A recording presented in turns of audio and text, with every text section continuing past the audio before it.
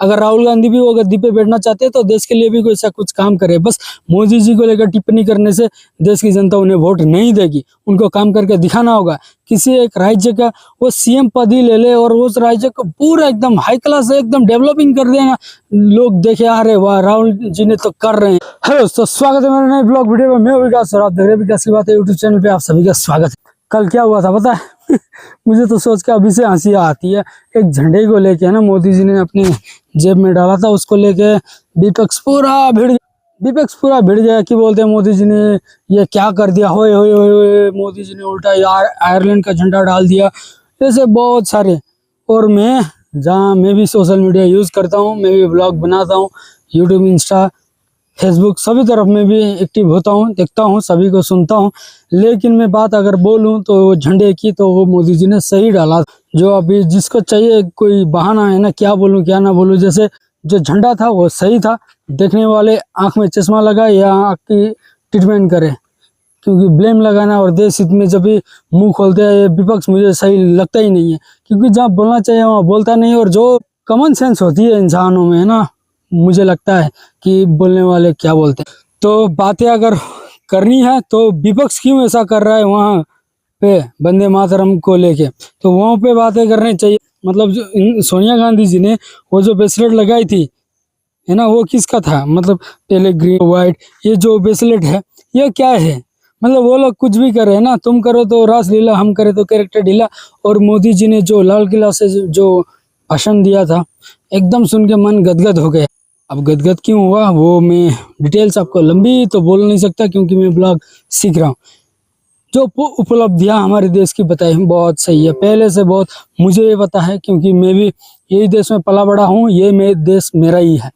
तो जब हम लोग पढ़ते थे LP ME हाई स्कूल, तब लाइट की जो प्रॉब्लम थी है ना, कारण कि वो हमसे बेहतर और कोई जान ही नहीं सकता, क्योंकि हम गांव में रहने वाले हैं और गांव की अवस्था क्या थी हमें पता है, और अभी का जो अवस्था क्या है वो मुझे पता है। थोड़ी सी दिक्कत यहाँ है हाथियों का, बाकी कोई दिक्कत नहीं, वो भी 1-2 साल में ठीक कर ही लेंगे। हम लोग वहाँ पे एक चांग बना रहे हैं, आपको दिखा देता हूँ, और इसका भी ब्लॉग आने वाला है, क्योंकि ये चांग अभी आज से शुरू कर रहे हैं, बनाऊंगा। तो अगर आप नए हो तो चैनल को सब्सक्राइब करके रखना और ये वीडियो को थोड़ी सी प्यार देना।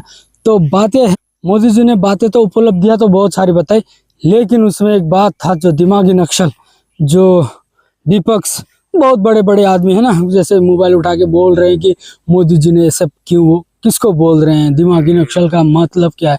मैं सीधे से और साफ तरीके से बता देता हूँ। जैसे नक्सलवाद पहले बहुत है हमारे भारत में, और 2-4 दिन पहले हमने देखा कि नक्सलिया क्या कर सकती है हमारे देश में। बहुत ऐसे अच्छे के लिए अच्छे को अच्छा बोलना सही है, चाहे जो भी। इसमें पक्ष विपक्ष और की ऐसे कोई बात नहीं, इसमें मैं और तुम की कोई बात नहीं। जो सही है, जो देश हित में है, उसकी बातें करनी चाहिए। और दिमागी नक्सल बोलते भड़क गए, क्यों भड़कना क्यों है? मतलब मानते हो क्या तुम ही लोगों दिमागी नक्सल नहीं होना? हमें भी बुरा नहीं लगा, क्योंकि हमारी ऐसी सोच है नहीं, मेंटेलिटी ऐसे हमारी जाती भी नहीं है कि हम देश विरोधी नारे लगाए है ना, तो हम मोदी के मरे हुए माँ के, मतलब ऐसे बहुत सारे ऐसे टिप्पणियाँ जो CJP ने करके दिखाया है। तो दिमागी नक्सल मेरे हिसाब में वही लोग हैं, क्योंकि वो लोग प्रोटेस्ट के नाम पे कुछ भी कर रहे थे। अभी हाल फिलहाल में अगर मैं आपको बताऊं तो झारखंड में कितना बड़ा स्टूडेंट का प्रोटेस्ट हो रहा है, वहाँ पे ये लोग जा नहीं रहे। अभी प्रोटेस्ट का इतना दिन हो गया, अभी एक का मुंह खोल रहा है। जब लोग वहाँ के झारखंड के लोग बोल रहे कि वहाँ पे बोल रहे थे यहाँ पे क्यों नहीं बोल रहे, तो वो लोग को अभी मजबूरी से मुंह खोलना पड़ रहा है ना, कि ऐसा है वैसा है। लेकिन वैसा नहीं है, जहाँ पे देश हित की बात है वहाँ करनी चाहिए। बस टारगेट किसी एक पार्टी को लेके नहीं है। और बीजेपी वहाँ खुद बीजेपी नहीं बैठी है, उन सबको देशवासी ने बैठाया हुआ है गद्दी पे। अगर राहुल गांधी भी वो गद्दी पे बैठना चाहते हैं तो देश के लिए भी कोई ऐसा कुछ काम करे। बस मोदी जी को लेकर टिप्पणी करने से देश की जनता उन्हें वोट नहीं देगी। उनको काम करके दिखाना होगा।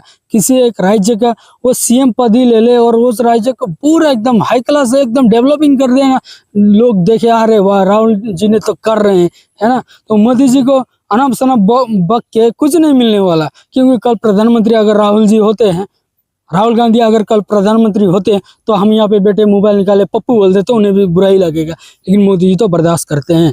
तो बर्दाश्त करना, बोलना, देश के प्रधानमंत्री को थोड़ी मुंह है है ना। दीप के बोलता है कि गाली देना कोई बुरी बात नहीं है।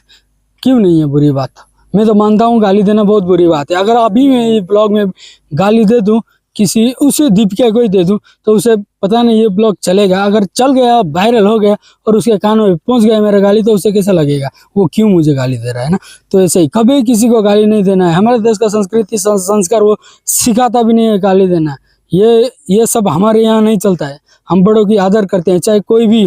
और देश का प्रधानमंत्री है तो जब भी बोलो या जब भी मुंह खोलो तो एक रिस्पेक्ट होनी चाहिए तुम्हारे मुंह पे, जिसकी भी हो। जो भी बोलता है प्रधानमंत्री को, अगर उनकी सरकार ने कुछ काम सही नहीं कर रहे हैं तो उसके लिए भी बोलना चाहिए। तो इसका मतलब क्या, गाली दे दो उनकी मरी हुई माँ को, जो भी मुंह में आए वो बक दो। और ये इंशाल्लाह वहां पे नहीं चिल्लाओ। अगर चिल्लाना है तो वहां पे चिल्लाओ जब देश की बातें होगी, है ना। बस इंशाल्लाह कर दो। भारत तेरे टुकड़े होंगे, इंशाल्लाह। कौन करेगा भारत का टुकड़े? जेएनजी को लेके तुम लोग प्रोटेस्ट अभी जेएनजी को टारगेट कर रहे हो विपक्ष, है ना। और उन्हें लगता है कि जेएनजी रेवोल्यूशन, क्या बोलते हैं, हाँ, रेवोल्यूशन लेके आएगी हमारे देश में, है ना। जैसे नेपाल में हुआ था। अभी नेपाल में क्या हो रहा है पता है? वहाँ की जेएनजी क्या कर रही है, पता ही होगा। तो यहाँ अगर वो, ये हमारा देश भारत में अगर जेएनजी वो ना करे तो बस जेएनजी को टारगेट नहीं करो, क्योंकि वो लोग जेएनजी बहुत आगे तक जाएंगे, मुझे भी पता है। और हम उनके बड़े भाई, हमने देखा है, हमने कांग्रेस भी देखा है, बीजेपी देखा है, अंग्रेज भी अभी भी, है ना। उन सब की आदतें अभी भी ये देश में है, वो छूट जानी चाहिए। देश 80 साल हो गया बोलते हैं। कोई बोलता है कि 14 साल हो रहा है देश का आज़ादी हुआ, कोई बोलता है 80 साल हो गया। जिसे 14 साल की हो गई उन्हें मतलब मुबारक दे रहे थे। और जो बीजेपी सरकार के लिए बोलता है तो उन्हें अनभक्त देशभक्त, जो भी तुम लोग अनबन बनो, चाहे चमचे बनो, चाहे जो भी बोलो, लेकिन देश हित में जब भी मुंह खोलो सही समझ के मुंह खोलना, क्योंकि ये देश सिर्फ तुम्हारा नहीं है, ये देश पूरे भारतवासियों का है ना। तो राजनीति अपनी जगह करो तुम करो। और मिलते हैं आपको अगली ब्लॉग वीडियो में, तब तक के लिए जय हिंद, जय भारत।